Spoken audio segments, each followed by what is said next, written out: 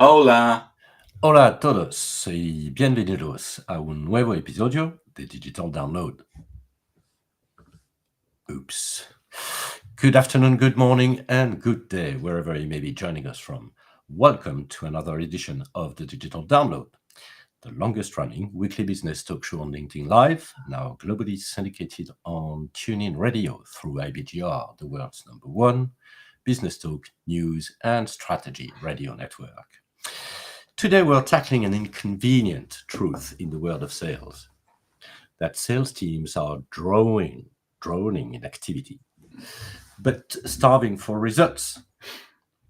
Pipelines are filled with dreams that never close, and the proposed solutions is almost always to increase the cadence. For this special episode, I'm joined by my co-hosts, Tim Hughes and Adam Gray. Before we begin, let's go quickly around the set and introduce everyone. While we are doing this, why don't you in the audience reach out to a friend, ping them, and have them join us? We strive to make the digital download an interactive experience, and audience participation, as you know, is more than welcome and highly appreciated. Tim, do you want to kick us off, please? Thanks, Bertrand. Yes, my name is Tim Hughes. I'm the CEO and co-founder of DLA Ignite, and famous for writing the book Social Selling: Techniques that Influence Buyers and Changemakers. Excellent. Adam. Hello, everybody. I'm Adam Gray. I'm co-founder and his business partner at DLA Ignite. And every time you do the intro, Bertrand, I'm just overwhelmed by what an achievement this has been. That we've been doing this for how long, Tim? Like 4.5? Since the 4th of May, 2021. Yeah. So 4.5 years, and it's the longest running weekly business talk show, and we're globally syndicated. And it's amazing, really, isn't it? Absolutely amazing. It's an amazing creation. It is. Yeah. I mean, before we went live, Bertrand asked me, how was I feeling? And it's like, I as always, I try and talk in French, which I completely fail at. And I was trying to come up with the French for like a bouncy, celebratory Friday feeling. So if I was going to say that as a response to ça va, Bertrand, what would I say? C'est vendredi. And it is indeed vendredi. C'est bon. All right. Thank you so much, guys. Myself, Bertrand Godillot, founder and managing partner of Odysseus, and a very proud DLA Ignite partner. So, gentlemen, let's start with a foundational question. Why are traditional activity metrics like calls, emails, just vanity metrics? Any ideas? Yes, because it's their inputs, they're not outputs. Uh-huh. So we know of an individual who's been through our social selling methodology, and they're getting 8 high quality ICP meetings a week. Every week. Now you can't get that from any. I've asked many a time on this for someone to put their hand up and say, I know someone who's getting more than that, and nobody does. You can't get more meetings than that. So they're getting, just think if your sales team was getting 3 or even 5 meetings a week, the impact that would make on your pipeline. It would just be massive. So that individual is actually being berated by their leadership for not making enough cold calls and not enough sending enough spam emails. How can that be? How can they not be being carried into meetings as the king of meetings? I mean, it's a male. Why is it? And we've worked with organizations. There's one organization we went to where they we explained to them how many meetings that we get, and they said, "Oh, this quarter, it's just a bad quarter." Okay, right. So yeah. And we know that all they were doing was that they were measuring the number of calls that people make and the number of emails they send. And because we know that because there was an individual. We have an AE who has the highest number of meetings a week. He's generated 35 meetings consistently a week. And we asked this individual, said, so how many meetings you make? He said, I'm making 10. But you can make 35. He said, yeah, I can't be bothered. Why's that? He said, well, I'm getting told off just for making 10. If I made 35, they would think I was on something or other. So he said, but the thing is, I'm being measured on the number of calls and the number of emails. So even though I've got 10 meetings, which is more meetings than the whole of the sales team put together, I'm on a pit. And so we went and said to the you know that guy over there, we can do that for the whole of your sales team. They said, no, it's about a quarter. Okay, that's right. So we went the next quarter and they said, and had this exactly the same quarter. And they said, we could do the same for you, for the rest of your sales team. For that. Same as that. I said, no, just another by quarter. So we then said, okay, so the third quarter went along and said, we can do that for the rest of your sales team. 10 meetings across the whole of sales. They said, no, we're actually closing the whole of the European operation and making everybody redundant because of the fact that we haven't got enough meetings. But we could have done that with but we shut it now. So why and so when we're in a world where we say we're going to be data driven, but the data is the fact that we can generate 5, 8, 10 meetings a week, or are we living in the world of confirmation bias, which is we're basically going to live on the fact that we made so many cold calls back in 1980 and seem to make some meetings, but the whole thing is back to front. Sorry, did I bring your soapbox? Did I bring my soapbox with me? Yeah, that was a quick start. I think there's another thing there, though, isn't there? Because many sales leaders would argue that until you start to see results, you have to focus on the inputs. And I would say that the problem with traditional inputs is that they are very binary. Either you make a phone call, and this is not about rubbishing cold calling, but you make a phone call and the person either picks up the phone or they don't. And if you leave a message, they don't respond ever to your message. So you're hoping that you will dial, they will answer, and they will listen to your pitch, and you'll build some sort of relationship with them. But the problem is what happens when they don't answer the phone.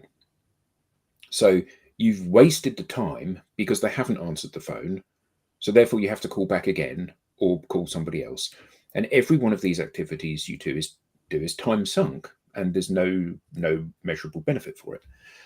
If you instead sent a connection request to somebody, a friendly connection request that said, hi, saw you on LinkedIn, think you look really cool. Is it all right if we connect? I'm not going to try and sell you anything. Then most people will accept that connect. Given that you don't look like a spammer, most people will accept that. So even if they don't say, oh, I looked at your profile, you look really great, I'd like to buy something from you, you have at least moved forward with them because you weren't connected and now you are. Yeah. I think so much of this is about focusing on little steps. It's an iterative process where you're getting incrementally closer to a relationship with somebody with each activity that you undertake. Because, if I phone you and you don't answer, and I phone you again and you don't answer, and I send you an email and you don't respond, and I phone you again and you don't answer, and I send you, there comes a point when you just block me. So the activities that we're measuring as those input activities, they need to be activities that are moving us towards our goal, not away from our goal. And I think that's a fundamental mistake that many sales leaders haven't really sat down and thought about yet. Your response, Adam, was far more articulate than mine. No, it was just different, wasn't it? Because at the end of the day, you focused in what you said on what the success was of a salesperson undertaking these activities. But I think that in many instances, that looks like it's a long way from where people are. And maybe they need to focus on the stuff that they can control at this stage, because you can't control any of the stuff that requires somebody else to have input on it, can you? And I think that anybody under the age of probably 35 will probably, a telephone call isn't a natural thing. Mm. We've grown up. Text messages are 35 years old now. We see our the mobile phone, even though it's called a phone, we rarely use it actually as a phone. And so people are far more used to and far more comfortable. I'm talking about the buyer's perspective, far more used to actually receiving things. From my phone rings, I like panic. God, what's going on? If someone wants to talk to me. Yeah.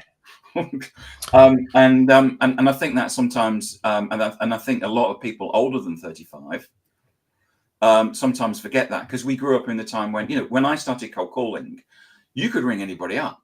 Mm. And actually people wanted to talk to you because there wasn't an internet. So the only way they found out what was going on, I was selling payroll systems with my first sales job. It's like, so what can your payroll system do? I was asked, so what can it do? What can it do more than people were actually genuinely interested? Oh, well, we can do an online gross to net. Oh, well, we can't do that because we've got a batch system and all of that. So it's completely different in terms of the way that I was selling way back in the 80s. Way back in the 30s. Yeah. 1880. I think maybe there is maybe we should approach this in a differentiated fashion, right? Just to make sure that we don't get the entire earth on our back, the entire sales world on our back. I see a difference between acquiring new customers, so basically trying to penetrate an account, to penetrate a market segment, an industry where you've got no relationship whatsoever, and you're not known, you've never done any business. And the upsell part of the job. So say, okay, so we now have a relationship because you're one of our customers. So I can make sure that I keep on top of your mind by using the very classic marketing sequence. Social is a classic way of nurturing, Bertrand. Sorry. And therefore, the question is, do we say there is a sweet spot where the true social selling approach, which is nothing to do with communication, but really creating a relationship, is actually more efficient?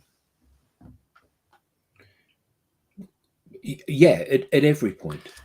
And I think when you talk about efficiency, if I send an email to you, that enables me to provide a degree of scale, only based on my database. It won't go beyond my database probably, but based on my database. But if I'm telephoning, that's literally just a one-on-one interaction. And everybody knows the data out there. 95% of people are not in market to buy at any one time. So if I'm cold calling people or cold emailing people, but if I'm messaging out to these people, there's a 1 in 20 chance that the person will be even interested in talking about my product. So the problem with that is that 95% of my effort is going to be wasted. Well, even if 1 in 50 people answers the phone, I've got to make an awful lot of calls before I find somebody, and an awful lot more calls to find somebody that might be in market to buy. And the beauty of doing it in a less invasive, because like you said, Tim, you get terrified when the phone rings because someone's going to try and sell me something, and I'm going to hide from them, hide under the desk. The beauty of doing it on social is I'm presenting something to you like in a magazine shop. There's a magazine out there. You can either look at it or not as you walk past. Hopefully you'll notice it even if you don't look at it. It'll be in your peripheral vision. But fundamentally, you don't feel that you're being farmed or that I'm being aggressive toward you. But on the internet, there's the two worst things. The biggest worst thing is when you go to YouTube and you play a video and it plays an ad. Yeah. And you go get off. And the second thing is, when someone sends you a connection request on LinkedIn, they're going to basically the next minute they're going, here's a list of my products and services. Yeah. Oh God. Here we go again. And the thing is that we say this all the time, and then I mean, I get pitched at least once a week from somebody, and it's not even a connect and pitch; it's just a straight, Tim, here's a list of my products and services. And it's like, where have you been? Do you not understand that? Do you not understand? So one of the things I think what people, the mistake that people make always is that they think that LinkedIn is a sales network. And you see that through the timeline saying, here we are, the sales kickoff. Here we are, opening the box of our new product. Here, and because as if people are going to go say, oh, wow, can I actually buy two? And have you got any in blue? I mean, it just doesn't happen. So, LinkedIn is a social network. It's about building relationships and having conversations with people, not necessarily a conversation on social. You still may have the conversation on telephone or on Zoom or Teams or something like that. And I think that that what we have to do is flip the script away from thinking that social is about, I connect to Bertrand and immediately pitch to him, which is what everybody thinks that social selling or social is about. And it's one of those. So Jean Van Ursel basically said you need to be relevant if you want attention. Now, I totally understand that, John. You do, but I can get a meeting without being relevant, and I can get attention without being relevant. Why? Because I just go to the person and say, "Hey, John, your LinkedIn profile looks really interesting. Can we connect?" Okay. And then start a conversation with you. Nothing about my product, but I may be totally irrelevant, and it may be that I'm trying to get to you because I'm actually, your boss is Mena, and I'm trying to get to Mena. I think the other thing about relevant takes many forms, doesn't it? Mm-hmm. So when somebody says about you need to be relevant, they think, or they often mean, you need to position your product in such a way that your product or service is relevant to the buyer. And actually, that's a long way down the relationship journey. If you want to be relevant, the first thing you have to do is you have to demonstrate empathy with the other person's industry and issues and challenges. So if they're in pharmaceutical, let's say for an example, and there is some changes in government legislation about how pharmaceutical products can be produced within a particular jurisdiction, then writing about how that's affecting the pharma industry is much more likely to make you seem relevant than saying, I have a new packaging machine. Because the person in pharma is more interested or more concerned about the fact that they can't manufacture drugs in this particular country anymore. And I think that so often we joke about journey mapping, customer journey mapping. It's never customer journey mapping. It's always seller sales mapping. And so often we think about relevance, and we think about relevance to us rather than to the people that we're trying to develop a relationship with. And I think that's a very dangerous route to go down. Well, it's sales centric rather than customer centric. Absolutely.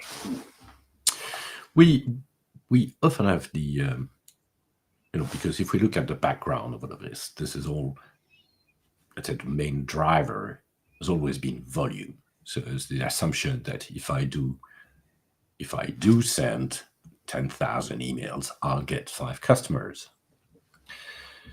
So if you are in that mindset, and you've always been in that mindset as a sales manager, so how do you get out of this?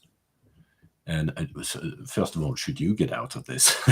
and because it's, as I've heard many times, maybe it's not outstanding, but it is what it is. Is there a different approach, and how do I get my team to buy into that different approach, and including my manager potentially? Well, I think you have to lay out your stall according to how you want to be perceived. So do you want a relationship-based sale, or do you want a sale? So if you want the latter, then you're incredibly vulnerable to changes in mood of the buyer. And if you want to build a deep relationship with the buyer, and they want to see you literally as a trusted partner and advisor, then you don't begin that by saying, I'm going to send out 10,000 emails or 10,000 messages or 10,000 phone calls. You say that by saying, I've looked in depth at your business and I think you would be a really good match for me. Let me explain why. That's a much better way to start the relationship than we can beat any quote you've currently got. That's not relationship based, is it? That's a numbers based thing, and that's incredibly bad. Mhm. Particularly when organizations are always saying we want to have a relationship based sale, we want to be a trusted advisor. Well, act like it then. Okay. We have a comment from Patrick in the audience, and Hi, Pat. I'll take it because that is probably there's probably a lot to say about this. So CRM has replaced sales managers making strong lesson-based calls with sales rep. This has to impact result. Any comments? I agree with Pat. I mean, in my experience of CRMs in corporate, it was very much what we're going to manage the sales team through the CRM rather than manage the people. And the CRM was ultimately a mechanism that you use to beat the sales team with, rather than empower them. So yes, I mean, I think it's interesting that Amazon are just launching a CRM. We reckon it's going to go to market in 2026. You heard that first here, by the way. Very, very interesting. Yeah. But I do think that it's a really good point about managers used to manage and effectively coach the sales team on how to do this stuff. And, you know, I think that one of the problems with the CRM is that people talk about coverage, don't they? You know, we need 7 times coverage of your number. Well, why? Surely, if you're going to close everything that you're forecasting, which should be the instance, then you only need 1 times coverage of the number. And the further away you get from being confident in the deal closing, the greater the amount of coverage that you need. And surely the answer is to focus on the deals that you've got, building the relationships with those deals and closing a higher percentage of those, rather than just throwing yet more mud at a wall. Oh, well, Tim, I need to increase my coverage, so I've put in 15 fictitious deals, because then it stops you shouting at me because I haven't got 7 times coverage. Yeah, we had loads of deals which were always closing in Q4. And then as it got close to Q4, that the person would change the year, you know, and it would these deals would just go on from year to year to year to year. And never close, I assume. And never close, yeah. Yeah. Well, that was a little bit my feedback as well. We know for sure that a lot of CRMs are, I mean, if we are to take decisions on data, the data quality of most, and I'm not saying this is the case across the board, but most CRM systems, it's so painful. It used to be so painful to use. It was always a punishment. The figures are just coming back to me. So when I worked in corporate, 80% of anything that was put at stage 1 on the CRM never closed. 80%. And there was about $1 billion and a half in that CRM. So not much then, really. No. So the only stuff that ever closed, which was stuff that the sales team put in, which was at stage 3 or stage 4. Not surprised. So, as a sales manager, if we want to change this and go from volume to value, what is the first step?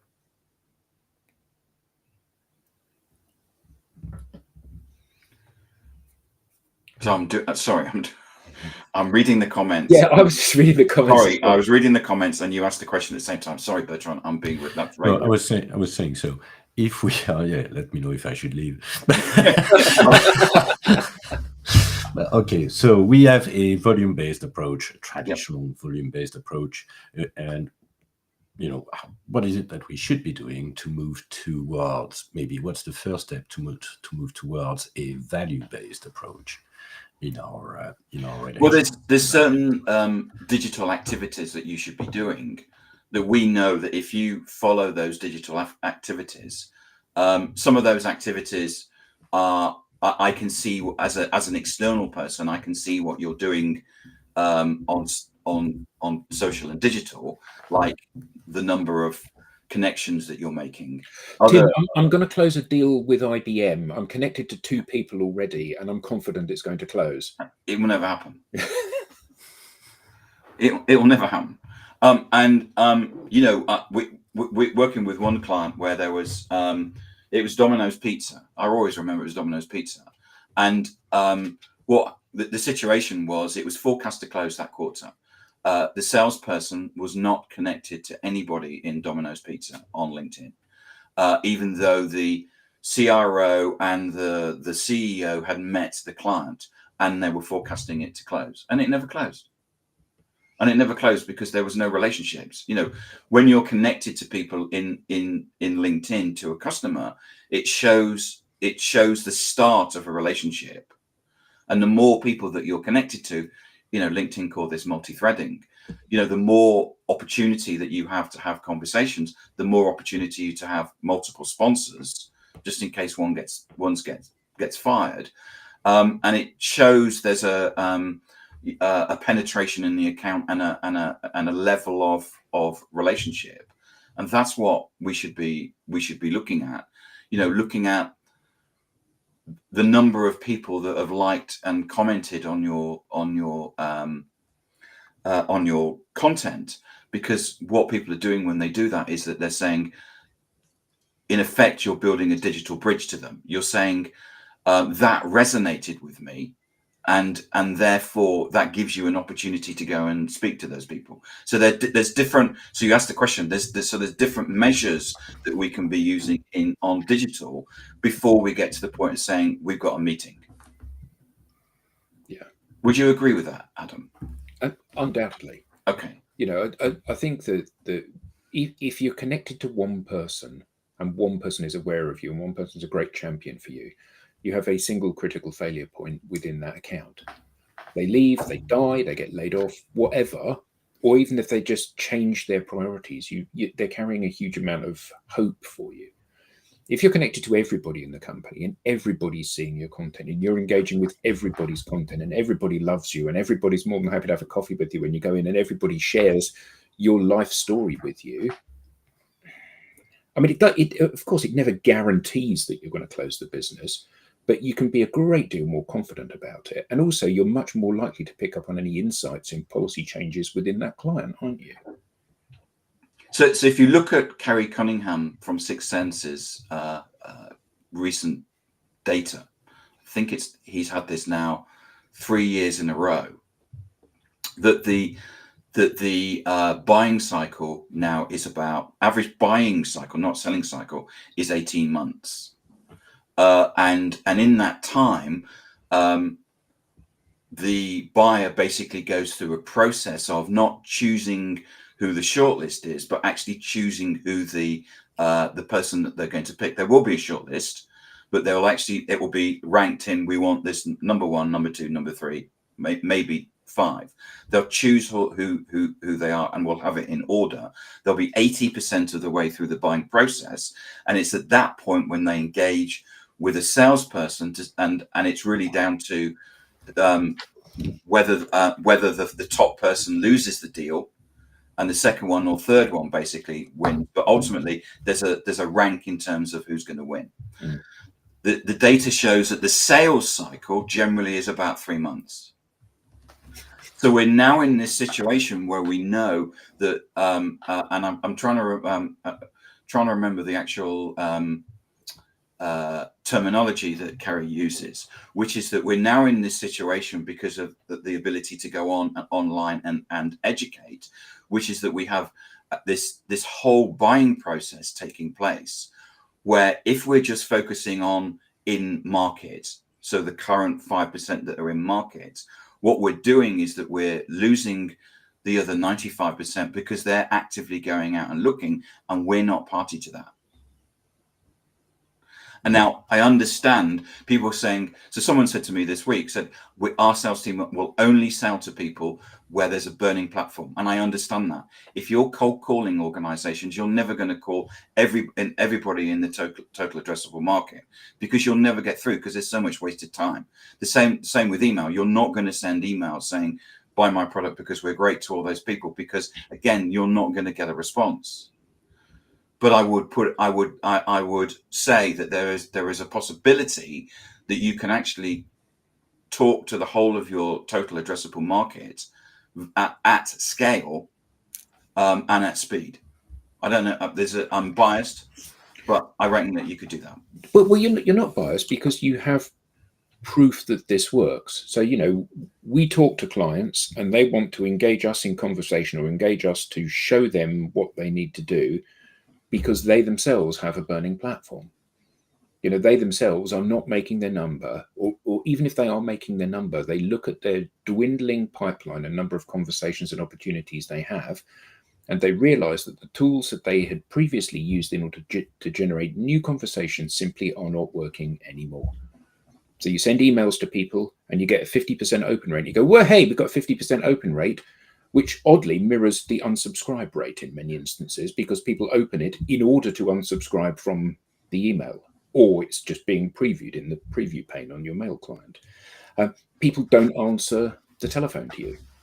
You and I, Tim, have sat in a meeting with a prospect where the guy has said his phone has rung and he's gone, I don't know who that is, I'll send him to voicemail. And then he's turned around and said to us, I'm going to get my people to do more cold calling, because that's the way to get through to people.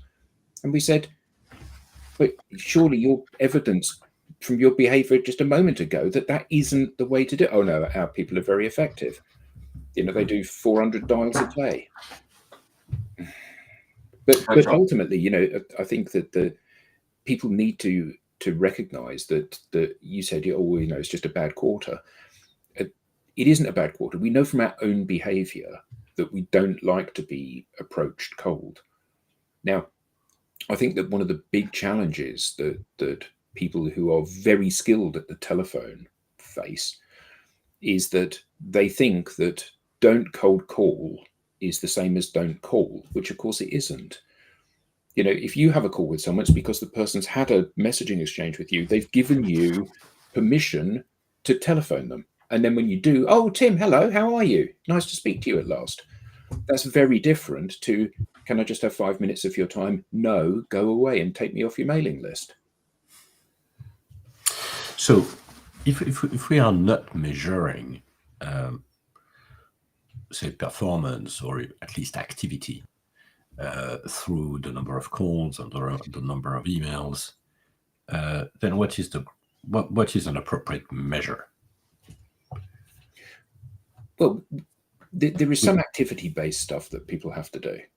So if we're talking about selling across social media and using that as a mechanism to generate conversations, growing the number of followers, connecting to new people, engaging those people in messaging exchanges, publishing content and measuring the content in order that it gets the maximum number of views and the maximum engagement, and then pursuing the people that have engaged it in an appropriate manner. All of that's measurable. It starts with, if I'm not connected to you, you're not going to see my content.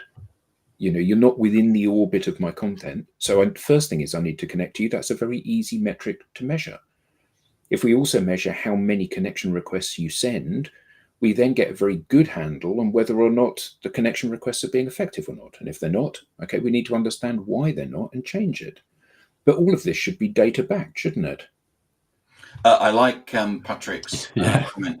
Adam, was it? I walked into a car dealership with my new sales negotiation video learning platform and was told, we sell things, we don't buy things. Yeah. So Pat, do me a favor. Can you contact Bertrand? Because I want you to come on here and talk about sales negotiation. Thank you. Yeah, that would be great. Yeah. Absolutely. All right. So we talked about we talked about the KPIs that we believe are appropriate. So it's growing your network and the number of activities that will measure around the digital activities that you can do that you have to do in order to be successful on social. But it is worth saying, Bertrand, that those are leading measures. Yes. Because so much.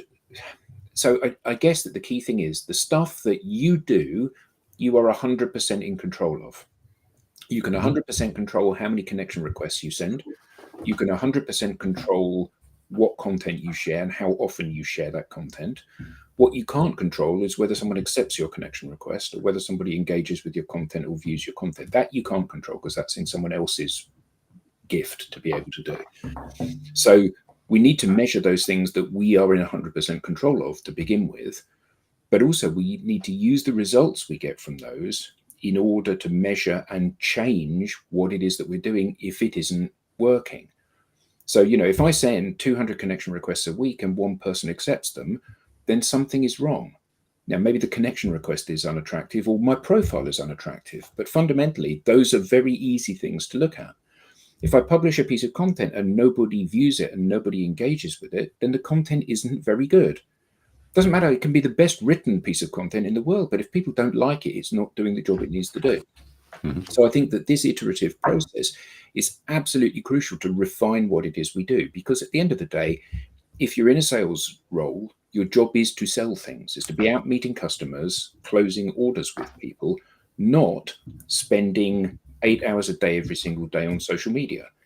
So you need to do it as efficiently as possible. So if you can get the results you need to get in a shorter period of time, then that's good. So you need to be very, very skillful and very efficient at doing it. And, Tim and I coached a guy who's a headhunter in Singapore. And he said, I need to reduce the amount of time I'm spending on LinkedIn because, and wait for it, I'm getting too many meetings with customers. Okay, so he clearly was doing this incredibly efficiently. Yeah, his PA told him not to book any more meetings. Yeah. So one of the things that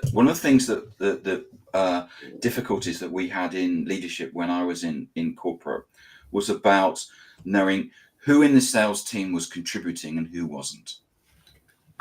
And the thing is, you can do that if you're using like a gong or something like that, because you know who's making calls. In those days, if someone could say, yeah, I made 50 calls a day. They may not, they may just have the feet up. But the thing is about social is that you can actually measure what's happening. And it's one of those things where we know that if you send the connection requests, and I can measure the acceptance rate on your connection requests, because I can see that the amount of followers is going up. So we know that the process that you're going through, if we're sending the connection requests and I can see the followers going up, I therefore know that you're contributing and that you're working and doing what you should be doing. Then if you're not getting the number of people accepting, there's a coaching point where you can be coached to increase the number of connection requests that are being accepted.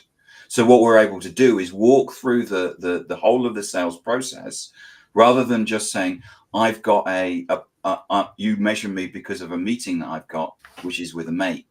What we're able to do is walk through the whole of the sales process from a digital perspective and then measure the meetings. And then go on to, so you've got this far longer process in terms of measurement of salespeople. Sorry, Bertrand. Well, that's fine, because I just wanted to talk about the elephant in the room. The elephant in the room is where's that? Because what we're talking about, so I'm going to get a big blow up elephant. Chasing customers, new customers, looking for new leads. Isn't that a marketing exercise? A marketing duty? Yeah, you would think so. And if so, why are we even talking about this from a sales perspective? Well, so Tim and I did some work with a the UK part of a big Australian company a few years ago.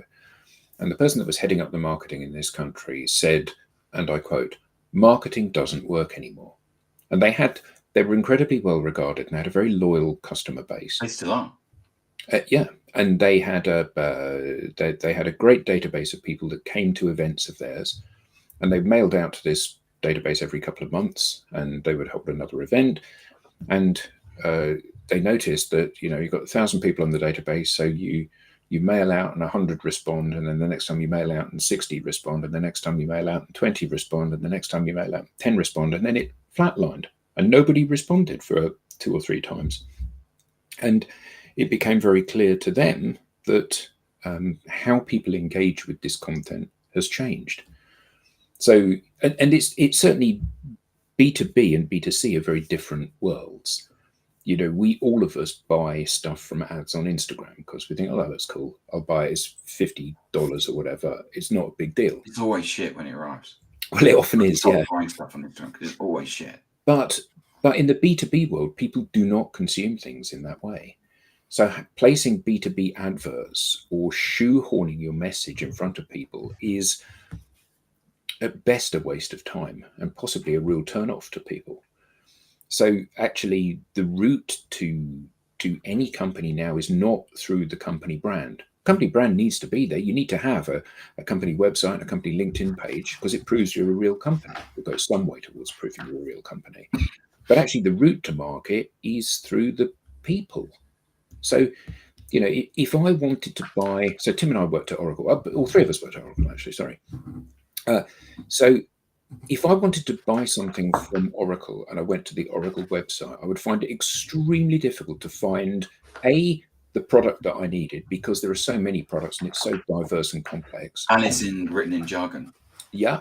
And B, if I decided that this product looks like it's appropriate, there's no clear route for me to be able to say, okay, this Bertrand guy looks like a nice chap, I'll speak to him. So the process of recruiting me as a customer is extremely difficult through those marketing channels. However, if I go out onto LinkedIn and I see someone that works at Oracle and they seem really friendly and nice, and we share a passion for music and travel and whatever else, all of a sudden there's somebody that I feel I can reach out to. Hi, Bertrand, I'm looking to get some advice on this. Who should I talk to? And Bertrand can look it up and go, yeah, you need to speak to Tim. He's actually not far from you. Why don't you give him a call? That's how business is done these days. Yeah, the days of a lot of people have built businesses based on MQLs, haven't they? Which is what you do is you drive people to your website. So that's through SEO, through content or whatever. And then what you do is you get them to come to your website and they put in their email. And then that creates an email list. And then what you do is you nurture that email list by basically sending them content. But by annoying them over an extended period. Yeah. I'm yes, it'll never. I've been in shops where they say we'll give you a discount, and I say no, I prefer more. I'll pay more. More to be anonymous. Yeah. And that even though we've been saying for years that that's broken, everybody is basically saying that's broken now because of the fact that we can sidestep that by going to ChatGPT or other AIs available. And the reason why we do that is that we want to have a rep-free experience, because we know the moment that a rep talks to us, we become a line in the CRM, and what happens is that they ring us every month saying, are you going to buy something? And so what we want to do is keep away from that. So that this whole idea of suddenly having the website as the thing that you're going to drive or prospects to, and they're going to fill in forms, and then we're going to hand those out to the sales team, and they then take an MQL and work out whether it's an SQL and qualify it. It's just broken. Yeah, an interesting comment there from Patrick. To sell to B2B, the basis of the business case call should be this offering of ours is so de-risked and profitable to your company. It could give you not looking at us could give your competitor a competitive advantage. The only problem with that is that nobody ever says this offering of ours is so risky and not profitable that not looking at us will give you. So everybody is saying the same thing. And now, in fairness to Patrick, that is beautifully articulated. But the fact remains that nobody ever says buy from me because my product's crap, or buy from me because I'm not reliable, or buy from me because I'm overpriced. So everybody's making the same pitch, aren't they? They're saying, I'm the answer, I'm better than everybody else, you would be foolish not to choose my product. Now, the problem is that those are just words until I know you. If I know you and like you, then not only am I going to listen to you, but I'm also going to believe what you say. And that's where the battleground is for modern selling. Yeah. So when the first time I worked at Oracle, Oracle was not as good. The competitor there was a company called Ingress, which many people won't have heard of, but you've heard of Oracle. And Oracle was worse and more expensive than Ingress. But history shows that where's Ingress now? Yeah. And our sales pitch was that, and Pat, yeah, I know what you're saying is right. Anyway, comment from Leah. Leah's a guest that's been on here. Yes. Hi, Leah. Nice to see you again. And Leah says, additionally, it can be extremely expensive to gain insights into who's visiting your website and where they are dropping off. So so we had one of those tools. One company came to us and said, we've got one of these tools that it will measure who's coming to your website, and it therefore you can see who's coming. And, wow, that's brilliant. And they gave it to us for free. So so we would go basically tell people how great it was, and none of the sales team used it. And the reason for that, Tim, was because. So I'm going to tell you. So what would happen is that we would get loads of people coming to our website, and it was like Marriott, Hilton, and the conclusion that we jumped to was that when somebody wanted to look at our website, we assumed that they didn't do it during like work time when we know that GlaxoSmithKline or Oracle had come to our website. What they did was that they waited. That job they did was that they waited till they were working away, and they were in a hotel room and they had nothing else to do. So and they were in the Marriott or the Hilton, and that's when they came and looked at our website. The sales team basically said, in the end, we just didn't use it. We changed the website and we didn't even bother moving it over. So good point, and I mean a number of good points, and I have a remaining question, which is, okay, assuming I want to move to more of a relationship building way of selling and leveraging social. So assuming I want to do that, how long does it take before I see the first results? Good question. 3 weeks. Yeah, it depends. How long does it take until you get fit? How long does it take until you lose weight? Depends how much effort you put in. What we do see, and you pointed me at this quote that somebody had made the other day, Tim, which is they said that doing this stuff increases the surface area of luck. Yeah. And it's like the harder I practice, the luckier I get. The more of this stuff you do, the more you happen. Now, don't get me wrong. We're not in the business of luck. We're in the business of surety. However, on the way to building that process that guarantees you're having lots of calls with the right people, you get very lucky along the way. And invariably, the very quick wins come from just happening to be in the right place at the right time. So we're doing some work with a client. They moved into a new office.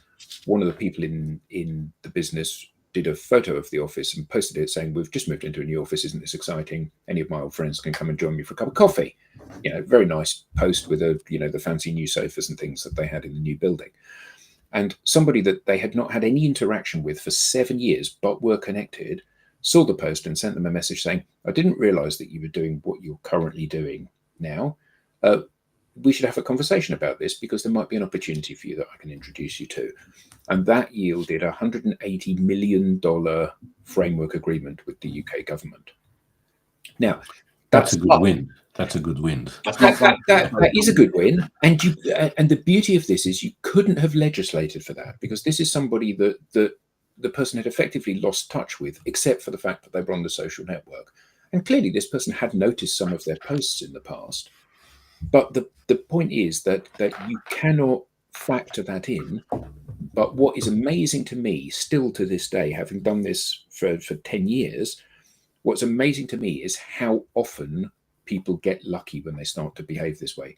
So the first time we ever ran this, and this is like 9 years ago, Thomson Reuters, and what we were doing is that we were writing the program and turning up to basically present it to them. It had never been tested before. So the first session they did was about changing their profile, because you've got to look, you've got to look the part for the social proof and stuff. So they'd done all that.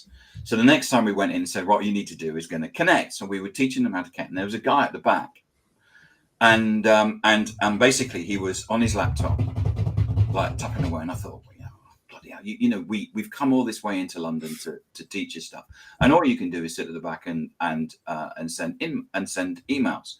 You know, what a waste of time. So it really annoyed me, and I actually went home on the train, and I was sort of like, you know, spitting feathers and using words beginning with F and stuff like that, you know, anyway, I got home and I had an email, and it was from this guy, and he said, so I've just spent the last 18 months trying to get through to the VP of supply chain at Microsoft, and in Thames Valley Park, and I've rung and I've emailed and I can't get through. He said, using your technique you did the profile, I've sent a connection request and he accepted, and he's going to have a meeting with me. She was going to have a meeting with me. And it was at that point I got home and I said, Adam, they've got meetings. And it was at that point that we knew that we were actually onto something, that we'd actually created something from from our heads. And I remember, do you remember the moment, Adam, when I do. It was like, because and everybody in Thomson Reuters went, wow, and then all of a sudden I got a meeting, and it was just like, it just came like that. It was just amazing. Sounds great. So yeah, you know, it's possible, and just because what you're not doing is going to the market and saying, buy my product because we're great.